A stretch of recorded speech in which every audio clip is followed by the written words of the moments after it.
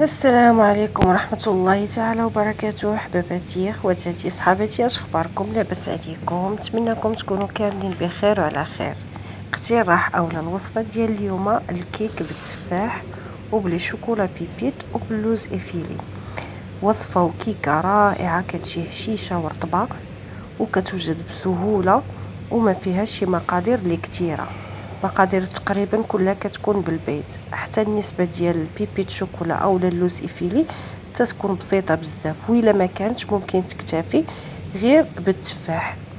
هاد الوصفة كنديرها تقريبا يوميا، كتعجب بزاف الناس، ما كتبقى فيها حتى شي طرف. كنقدر ندير منها شي 3 ولا 4 في النهار كيمشيو كاملين. غندوزو بسرعه المقادير اللي كيف قلت لكم اللي بساط.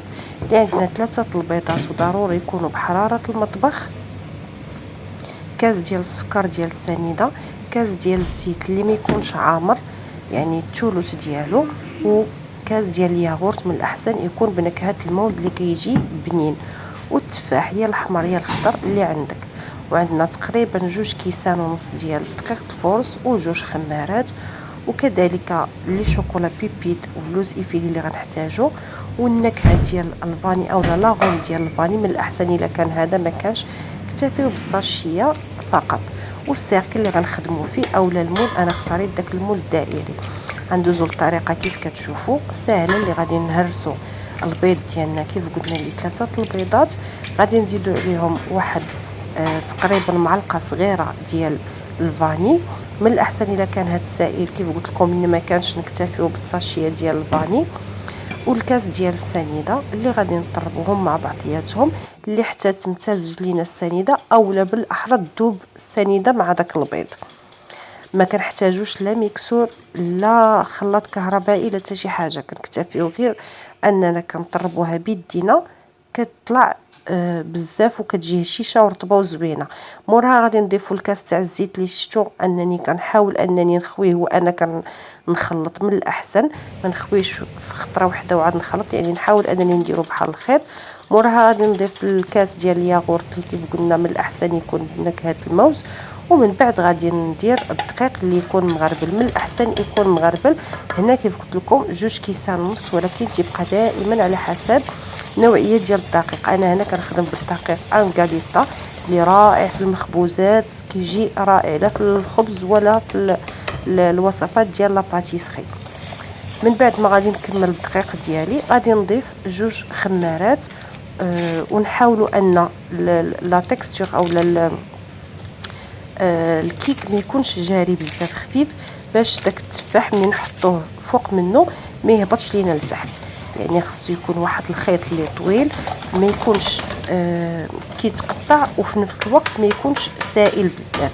كيف كتلاحظوا معايا انا كنحاول نقرب لكم هكا، خاصو يكون لا تكستور ديال الخليط هكا تكون. دائما كيف كنبغيو نجربوا الخليط تاع الكيك كنكتبوا رقم 8، ولكن هذه خاصها تكون شويه ثقيله. من بعد غادي ندوزو للتفاح اللي غادي نقشروه. بطبيعه الحال خذوا التفاح الاحمر اولا الابيض، انا كيعجبني نقشرو لان بزاف الناس ما كتعجبهمش هكا القشره. ملي كنبغيو نقطعو كتبقى ديك القشره قاصحه، من الاحسن كنزولها وكنقطعوا التفاحات ماشي بالطول بالعرض، بحال كتقولوا نصف دوائر. نكملوا التفاحه كامله وندوزو ناخذوا السيركل ديالنا اللي مدهون بطبيعه الحال بالزبده ومرشوش بالدقيق الفورس. ضروري ديروا هذا ترشوه باش ما يتلصقش ليكم. غادي نخويو الخليط ديالنا كامل، نحاولوا اننا نخويوه ونقادوه بسباتور، ماشي ضروري انكم زعما يعني تقادوه بسباتور، ما يبقاش مايل في بلاصه وحده. شفتوا يعني كيكون الخليط شويه ثقيل، ماشي ثقيل بزاف وماشي جاري. غنضربوا ديك اللاطه باش داك الدقيق ديك الخليط خصو يتقاد باش ما تجيش جهه طالعه وجهه هابطه. ومن بعد غادي ننزلوا داك نصف دوائر ديال التفاح ديالنا بالطريقه اللي بغيتو، بهذه الطريقه دائريه ولا لكم الاختيار في التزيين باش ما بغيتو. انا غنحاول انني ندير واحد الدائره ديال نصف دوائر ديال التفاح اللي قشرت، وفي الوسط غادي ندير شويه لوز افيلي، ومن بعد غادي نلوح لي بيبيت شوكولا. وانتم لكم الاختيار، ممكن تخدموا باي حاجه بغيتو. باش ما تقيدوش بهذا الشيء اللي في الكيكه. تقدروا تخدموا غير بالتفاح. اللي مهم هو ان ما تعكزوش وتجربوها، راه كتجي لذيذه وكتجي خفيفه وبنينه ورائعه. صدقوني جربوها، وكنتمنىكم تجربوها وتخليو لي رايكم في التعاليق. واللي جديد معنا مرحبا به، واللي تفرج في الوصفه وعجباتو ما ينسانيش من لايك وما ينسانيش بشي تعليق. من بعد غادي نضيف واحد السكر البني، هذيك اضافه اللي ما عندوش بلاش يقدر يدير غير السنيده اولا بلاش. من بعد غادي ندخلوها الفرن اللي غادي يكون مسخن من قبل 180 درجه، وغادي نديروا لها تقريبا واحد 20 دقيقه. شفتوا معايا 180 درجه 20 دقيقه. من بعد غادي تكون طابت، غتخرج محمره ومنفوخه، وداك السكر البني تعطيه واحد البغيون اللي كتجي لذيذه ورائعه. انا هنا غادي نحيد السيركل منها باش نحل لكم واحد طريف باش تشوفوها كيفاش كتجي. راه كتجي بنينه بزاف. داك الياغورت ديال الموز كيعطيها واحد النكهه رائعه بزاف. جربوها به. اللي ما عندوش يدير الفاني، ولكن من الاحسن الا غتاخذوا خذوا نكهه الموز، راه كتواتى بزاف مع هذا النوع ديال الكيك. شفتوها من الداخل كيف كتجي، راه كتجي طالعه رغم ان المقادير بسيطه وقليله وكتكون في اي بيت. وداك التفاح شفتوا كيفاش كيدخل كيتعسل فيها مع داك السكر.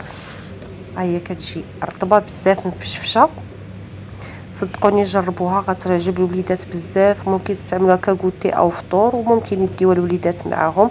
هكا كتكون الوصفه ولا الاقتراح ديال اليوم هو هذا. نتمنى انكم تجربوه وخليوا لي رايكم في التعاليق، والى اللقاء في وصفه اخرى ان شاء الله.